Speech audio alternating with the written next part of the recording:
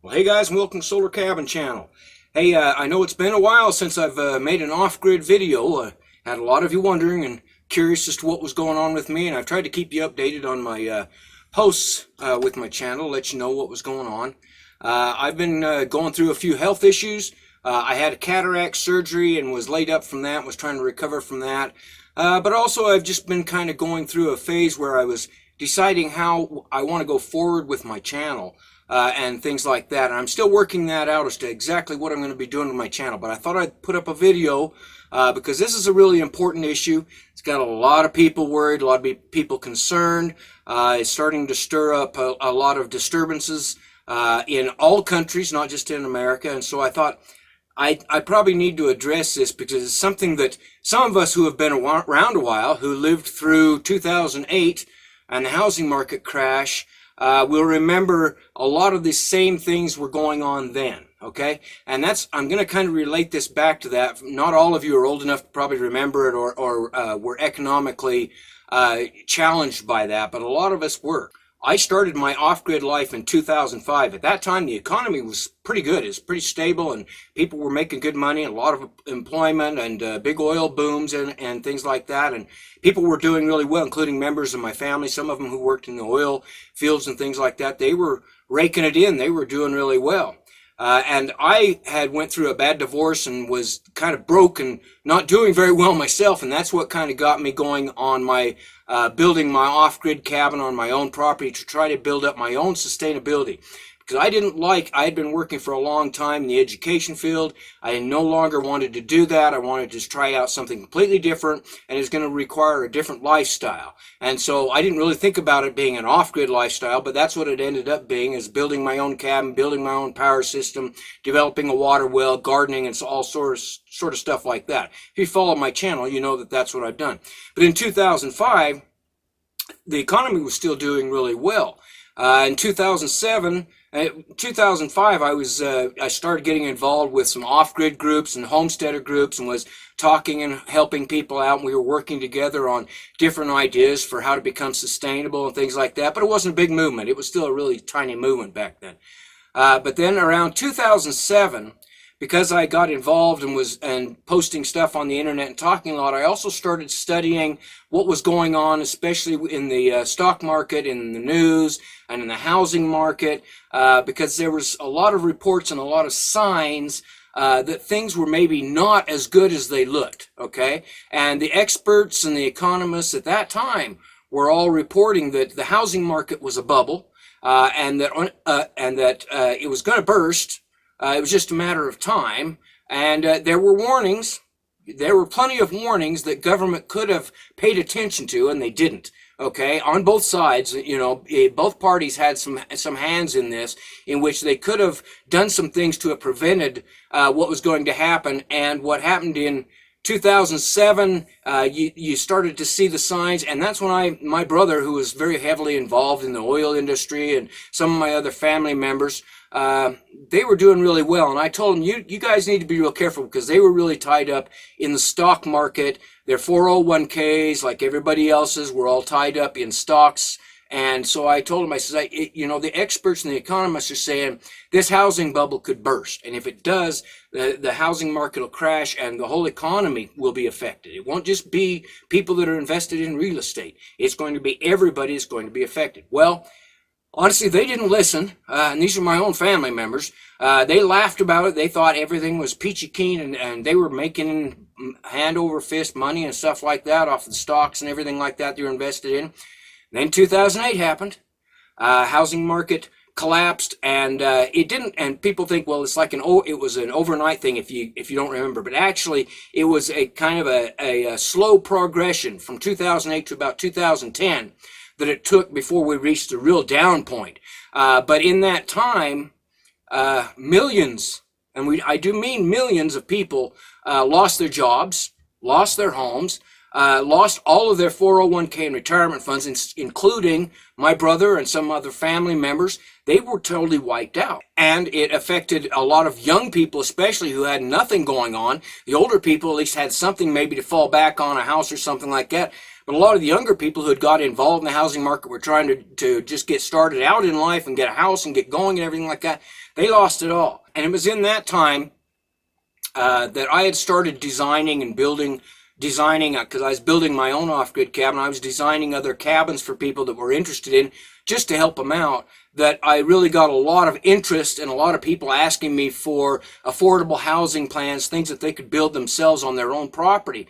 And so that's kind of how my off-grid channel on YouTube got started. It wasn't because I had planned and wanted to get into this. It was because there was a real need at that time, okay? A lot of people looking for ways to become sustainable because they had lost their houses, they'd lost their jobs, they didn't want to be stuck in that situation again. They needed housing fast that they could build themselves for not a lot of money. And so I started designing cabins and house plans and things like that they could do. And I started showing them how to do off-grid systems that they could install themselves, solar power, wind power, how to drill their own wells. And a lot of people got interested in gardening and raising their own food, raising chickens and rabbits and animals and things like that. So I helped out in any way that I could to help people to become sustainable so that they could survive through this really bad situation. And understand that it wasn't just in America. That was all across the world was affected by the housing market collapse that happened primarily in America.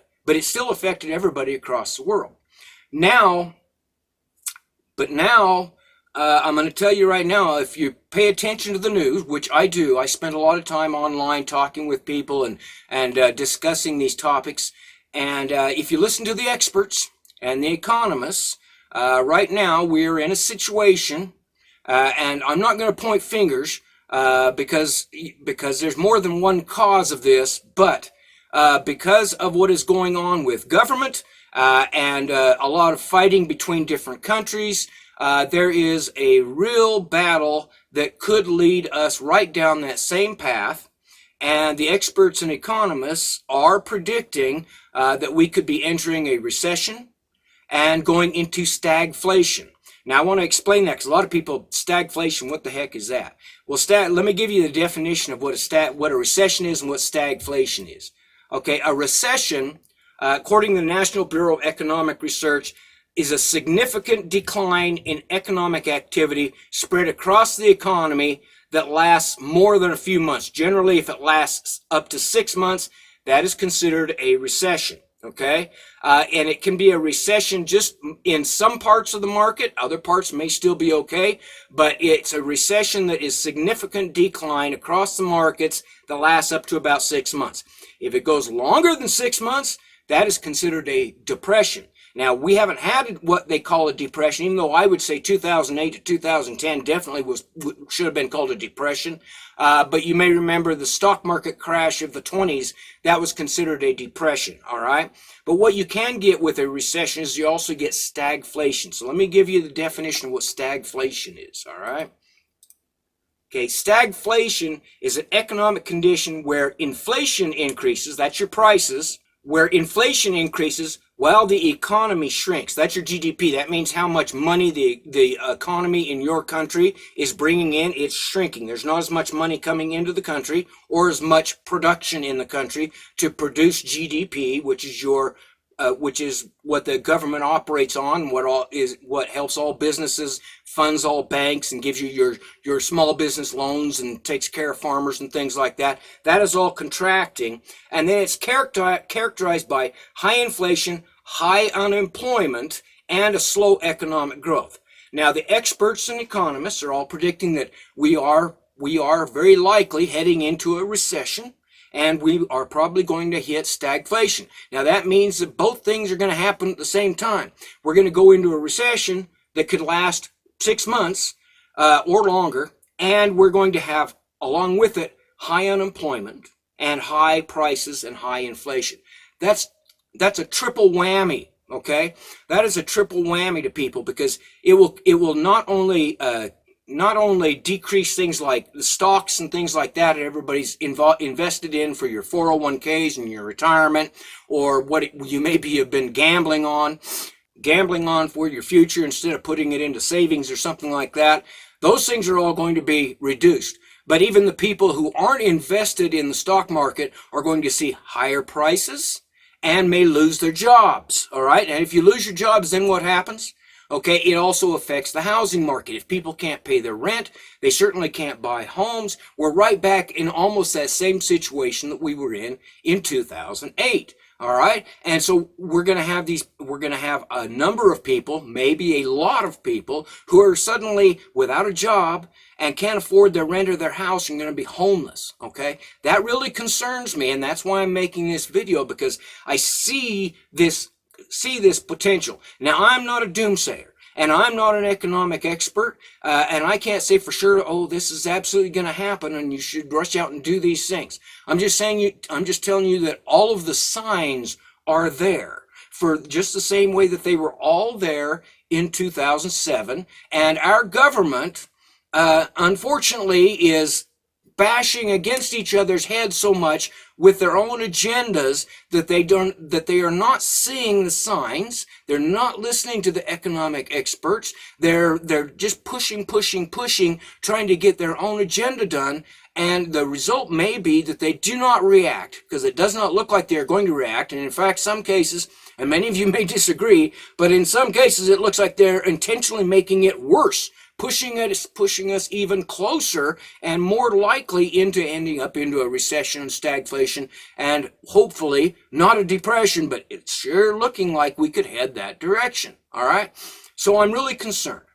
And, I'm going to continue using my channel, and I want you to know that I'm still here, and I still have over 500 videos on my channel for people that are really concerned about this. And I think you should be concerned, and you should be working towards sustainability. My off-grid channel has always been promoting sustainable living, affordable housing, building up your own system so that you are not dependent on government, and you're not dependent on the system, whether it's producing your own electrical power through solar and wind power, building a cabin or an off-grid house that is well insulated, tight, and affordable, that you can live in, and take maybe growing a garden, so you're producing at least some of your food, maybe raising chickens. Good grief, with the price of eggs, you probably ought to be raising chickens regardless, because, a chicken, I went and looked at the store the other day, and egg prices were over $12 a dozen, $1 an egg here, and I know they're even higher some places like that.